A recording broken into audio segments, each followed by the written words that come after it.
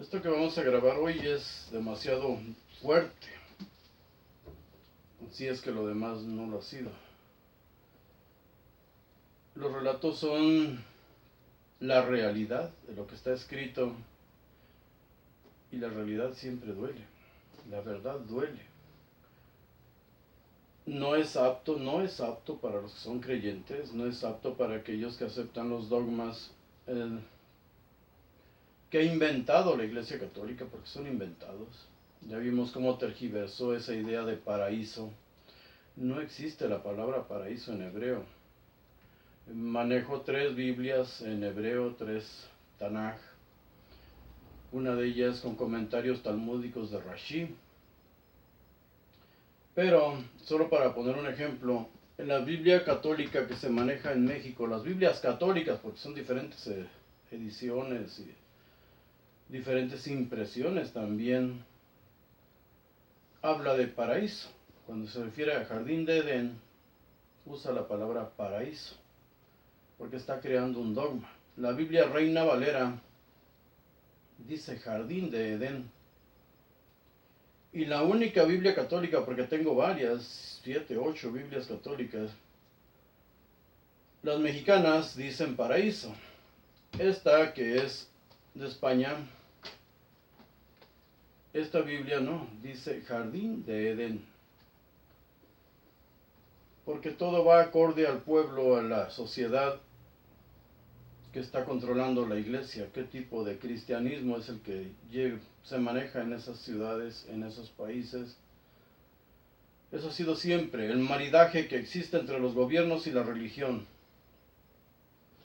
Empecemos con los relatos fuertes de la Biblia. Vamos a hablar del pecado.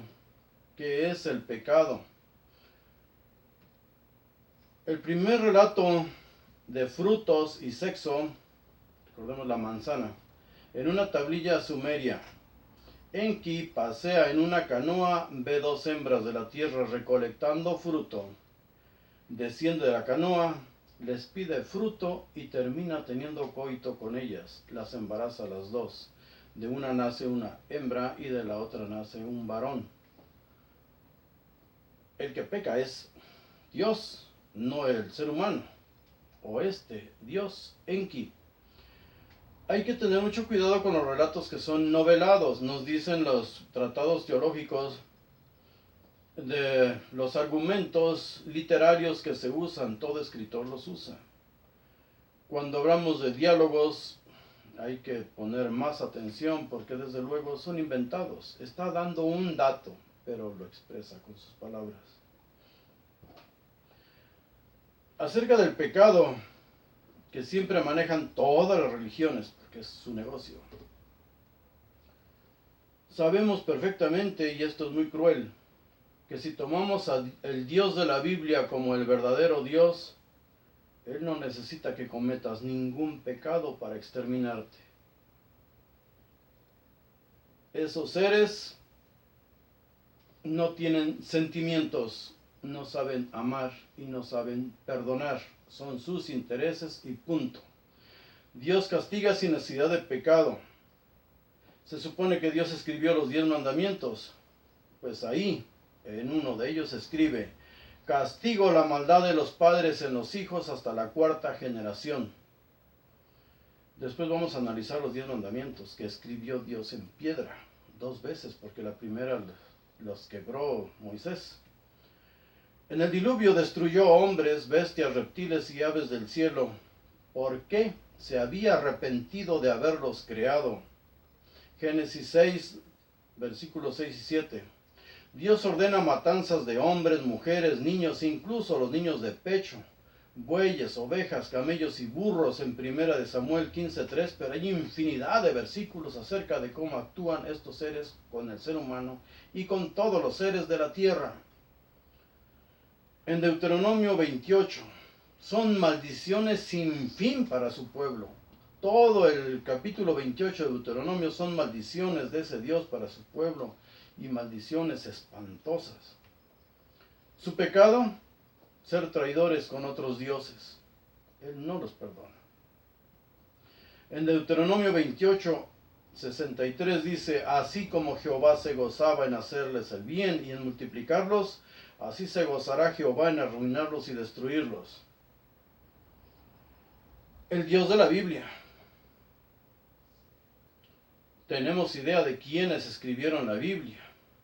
El Evangelio de Felipe, que desde luego no fue manipulado por la Iglesia Católica, dice el Evangelio de Felipe, Dios crea a la humanidad, pero la humanidad crea dioses.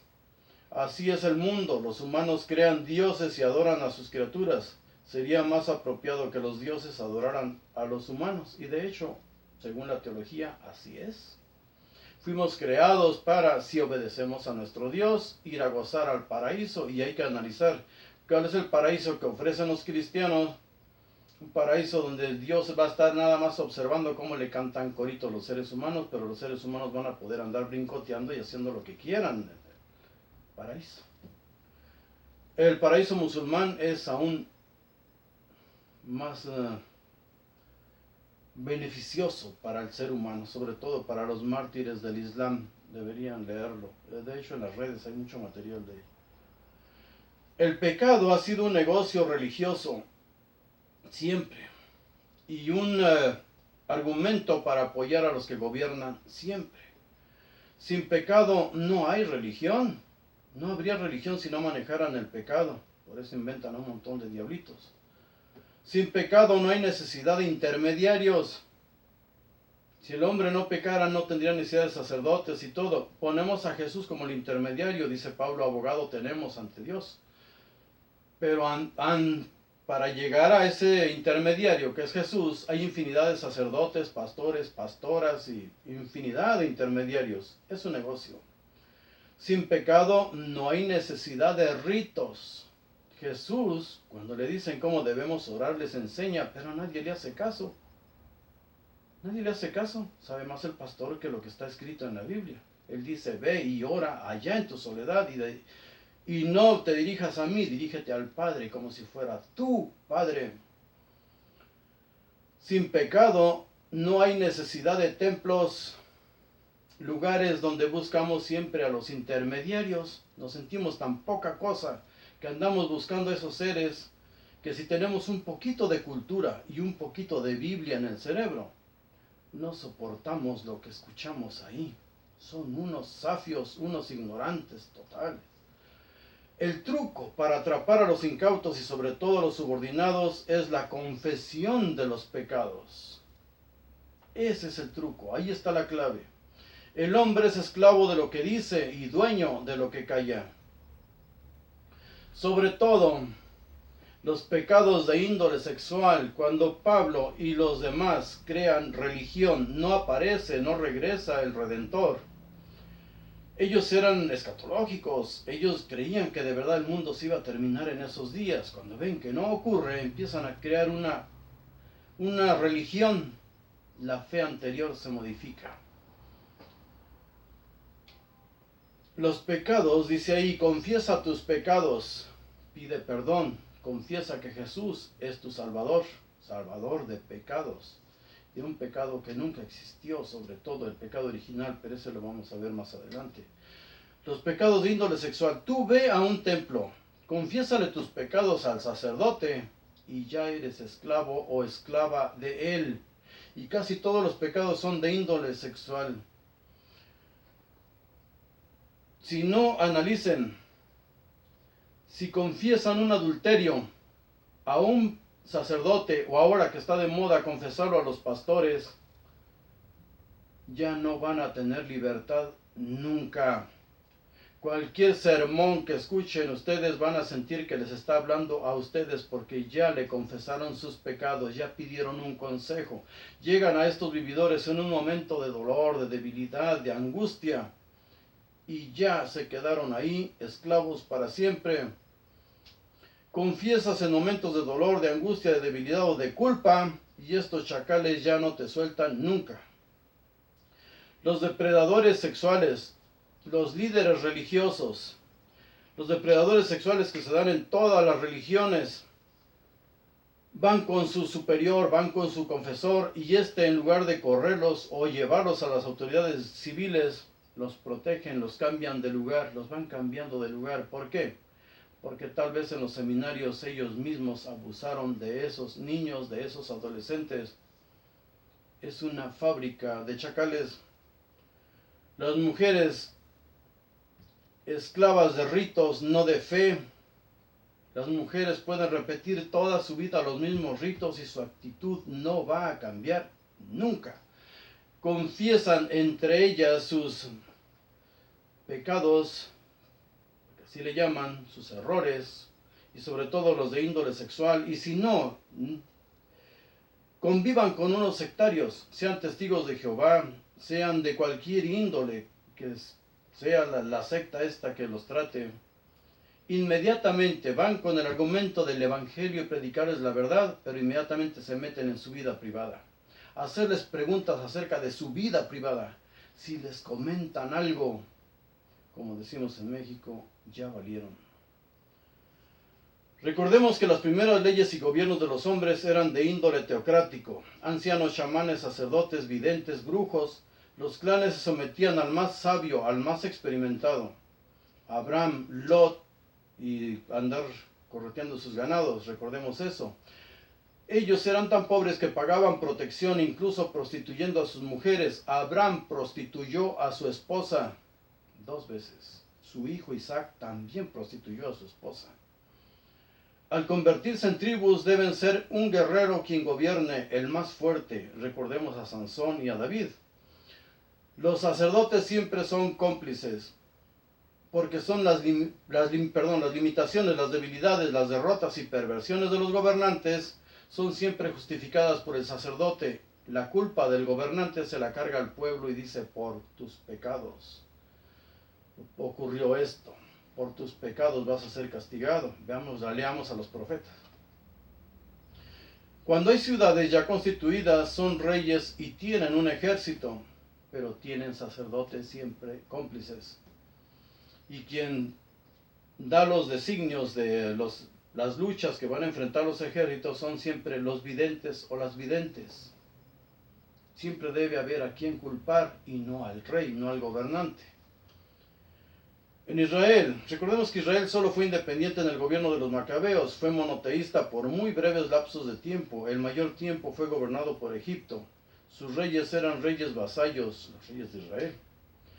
Su religión era la religión de Egipto. Bajo el gobierno asirio y babilonio, su religión era la de esos países también. Judá, sin templo y sin tierra, se vio obligada a reinventar su teología después, que es la teología que nos llega a partir de los cristianos, que fueron judíos en principio. Todas las justificaciones son y serán siempre por los pecados del pueblo. ¿Por qué a la mujer? ¿Por qué se sataniza a la mujer? Sí es cierto, en la Biblia hay cierto coqueteo que vamos a ver más adelante. Vamos a ver también qué es el árbol de la vida, cómo intervino la mujer en ese supuesto pecado, cómo intervino la mujer y la serpiente. Pero acerca del pecado, para los judíos, ¿qué es pecado? Transgredir las leyes que escribió Dios en piedra, con su propia mano en piedra.